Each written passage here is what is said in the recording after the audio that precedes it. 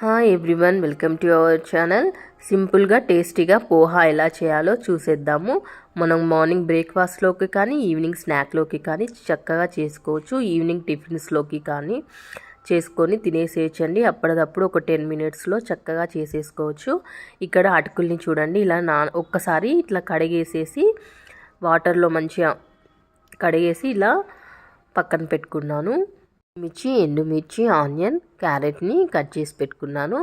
ఇక్కడ చూడండి, ఒక 1.5 స్పూన్ ఆయిల్ తీసుకున్నాను. ఆయిల్ వేడైన తర్వాత కొద్దిగా జీలకర్ర, ఆవాలు వేస్తున్నాను. చూడండి, ఇలా చిటపటలాడిన తర్వాత కొద్దిగా పల్లీలు, అలాగే శనగపప్పును కూడా యాడ్ చేసుకోవాలి. కొద్దిగా మినపప్పు కూడా వేసేసుకొని ఒకసారి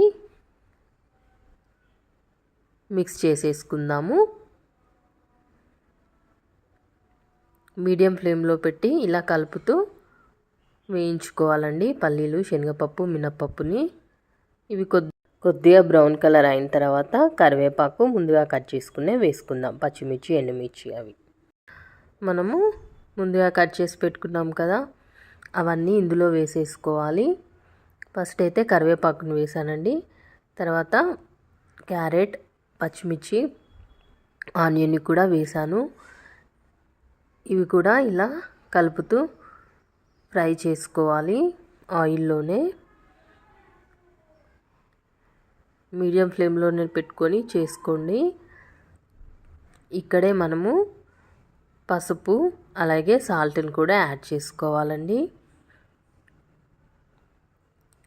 చూసారు కదా, కొద్దిగా అయితే ఫ్రై అయిపోయాయి. ఇప్పుడు మనము కావలసినంత సాల్ట్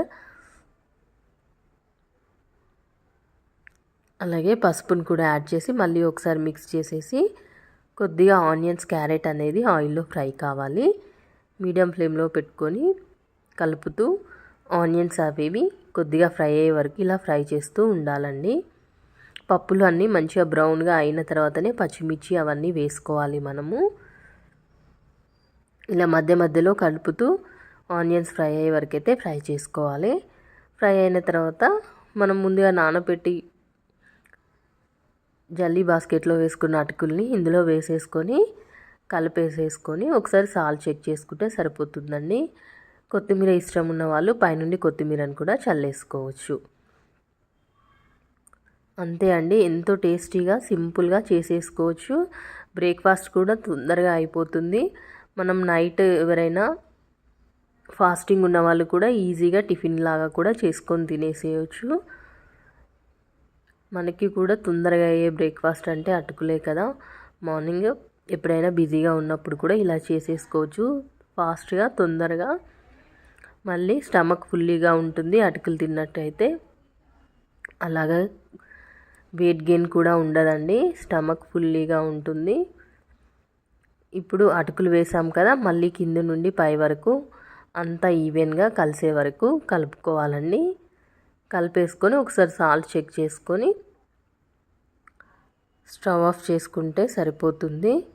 ఎంతో tasty and yummy poha ready అయినట్టే. కావాలంటే పై నుండి కొద్దిగా కొత్తిమీర వేసుకోవచ్చు. ఇష్టం ఉన్న వాళ్ళు నిమ్మరసం కూడా వేసుకుంటారండి. బట్ ఇక్కడ నేనైతే ఏమీ వేయట్లేదు, చాలా సింపుల్గా చేసేసాను. టేస్టీగా కూడా ఉంటుంది. ఒకసారి మీరు కూడా ఇలా ట్రై చేసి చూడండి. మీకు ఎలా వచ్చిందో నా కామెంట్ సెక్షన్లో షేర్ చేయండి. నా రెసిపీ నచ్చినట్లయితే తప్పకుండా లైక్ చేసి నా ఛానల్ని సబ్స్క్రైబ్ చేయండి. మరిన్ని టేస్టీ అండ్ హెల్తీ రెసిపీస్ కోసం నా ఛానల్ని ఫాలో అవుతూ ఉండండి. చూసారు కదండి, ఎంత తేలిగ్గా అయిపోయిందో, ఎంత సింపుల్గా అయిపోయిందో. అంతే కలర్ఫుల్ అండ్ టేస్టీగా కూడా ఉంటుంది. 10 మినిట్స్లో చక్కగా చేసేసుకొని వేడిగా తింటే సూపర్గా ఉంటాయి పోహా.